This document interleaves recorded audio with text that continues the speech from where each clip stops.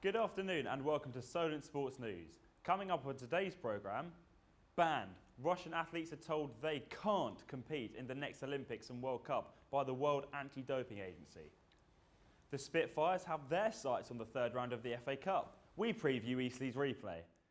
Home comforts. Saints legend James Beattie opens a new clubhouse for a Southampton club. And tumbling live into the studio is Solent University's gold medal winning athlete.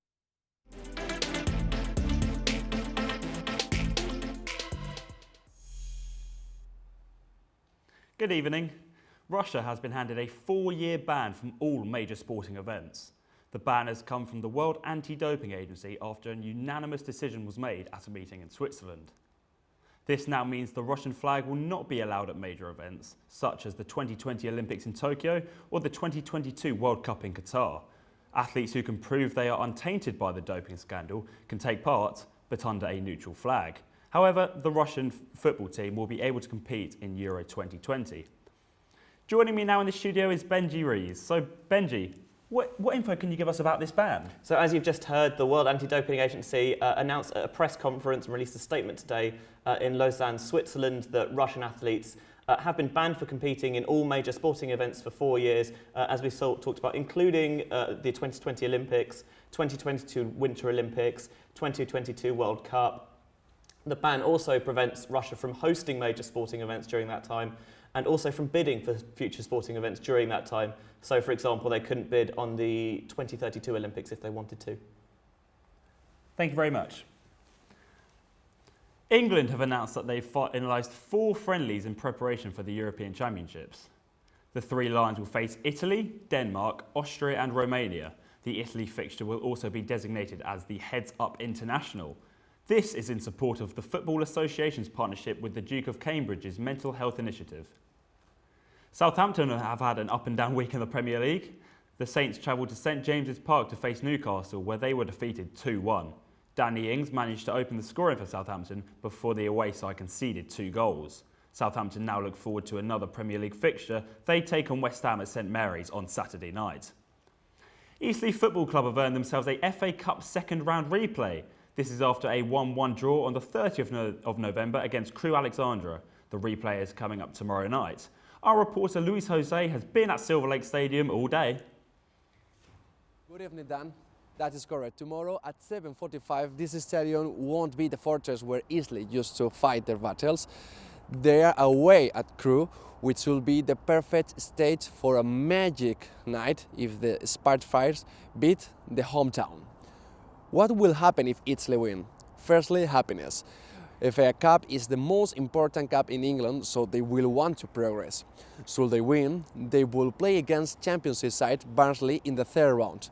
The last time Eastleigh played in this round was during 2016 and 17 season when they lost 5-1 to Brentford. A victory will bring important finance to the club at this level. The businesses will be increased in the local area. Then I think it's a good opportunity for Eastleigh. There is only 90 minutes for the glory of the 3rd round. Back to you in the studio. Thank you, Luis. Sholing Football Club welcomed Southampton legend James Beattie at the club to open their new clubhouse. Fans, squad players and sponsors associated with the club were in attendance to view the new facility and see what is in store for them on match days and in the near future. John Pierre reports. Football Club, who play in the Southern League, have opened a new clubhouse for fans and people connected to the club to visit. Former Premier League footballer James Beattie opened the doors to the clubhouse and talked to me about why he chose to get involved. Yeah, clubhouse is very nice. I know it's been a long time coming for Sholing, so it's impressive, and I know that they're looking to add changing rooms, and I think the future's bright for Sholing if they can keep this rate of development up. I was asked a couple of weeks ago to open the clubhouse by the club, and it's a privilege to come down and see how much hard work people have put in. There's been a lot of volunteers, and I know that Budweiser and Imperial Cars have given a lot of money and made this clubhouse happen. So it's a nice place for the fans to come when the games are on, and I'm sure that it will be used in the wider community during the week as an event space. Companies that sponsor the football club were also present at the clubhouse opening and spoke about the projects of the clubhouse and what it has to offer. It brings a high degree of additional comfort, far better facilities, a much better environment for them to enjoy the game. The president and vice president of Solent Football Club spoke on their role and shared a brief history of what the club has achieved. We used to play at Mayfield when we first started, which is further down the road, and then we hired a pitch from West Swindon Supermarine, used to own this whole ground, but they moved back to Swindon and we took it over, so we now The company bought the ground. So now we've had it ever since then, and since then gradually they pushed me down the line, if you like. I used to play, I was the skipper, but now I was the vice president, now I'm the president, he's the vice president. Well, it started off as Thornycroft FC back in 1960. And over the years it's changed its name several times to Vosper Thornycroft, Vospers, VT. And then when the company folded, Vosper Thornycroft folded, we changed our name to the nearest local village, Solent. The clubhouse at Solent will without a doubt bring fans closer to the team that they support and love. This has been John Pierre reporting for Solent Sports News. Southampton Solent student and now world champion Amy Antonius now joins us in the studio.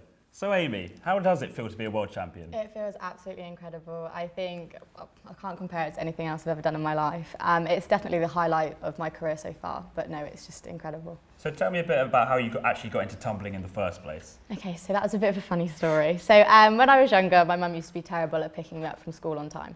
And so I started going to an after-school club, and it was based at the club I'm still training at. And I saw some of the older boys trying to do somersaults on the trampoline, and I thought at 5 years old that I should give it a shot, and it didn't go too well. One of the coaches came over and just asked me if I wanted to join one of the training sessions, and then we just went from there. We saw an absolutely incredible tumble recently. How did it feel when you landed it? The feel of relief was sensational. I mean, as soon as you land on your feet, you can spot it from the second half of the somersault that you're going onto the mat.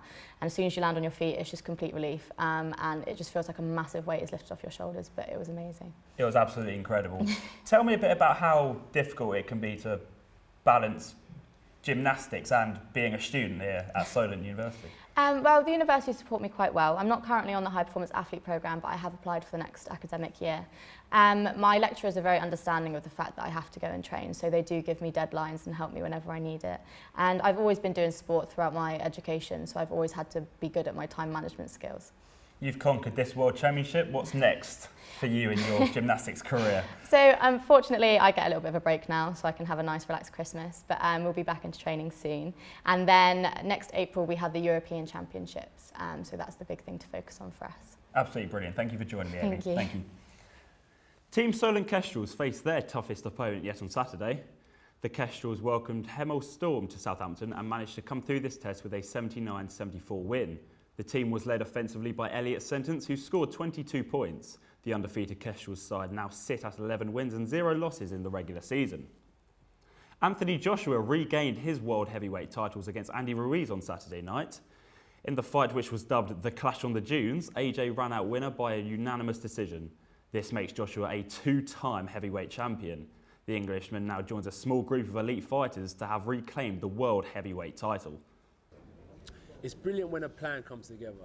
Everything I've been taught has to be put in and showcased on one night, and you know, round by round we won and we led our way to victory. We're taking on all challenges, and I'm feeling more and more confident as the months and weeks are going on. England will be boosted by the return of their greatest ever bowler. Seam bowler James Anderson returns to the Test squad for the tour of South Africa. Anderson, England's all-time leading wicket-taker, only bowled 4 overs in the Ashes Open against Australia at Edgbaston. Along with Anderson, Johnny Bairstow and Mark Wood have also been recalled. China's Ding Junhui claimed his third UK Championship title. Ding outplayed Stephen Maguire 10-6 in York, finishing the final in incredible style with back-to-back centuries. It was the 32-year-old's first ranking win since 2017, which came a decade after his last UK title. Ding ended his trophy drought with his 4th victory at a Triple Crown event. But that's all from us this week. We will be back after Christmas with more sports updates. I have been Daniel Goose. Thank you for watching. Goodbye and Merry Christmas.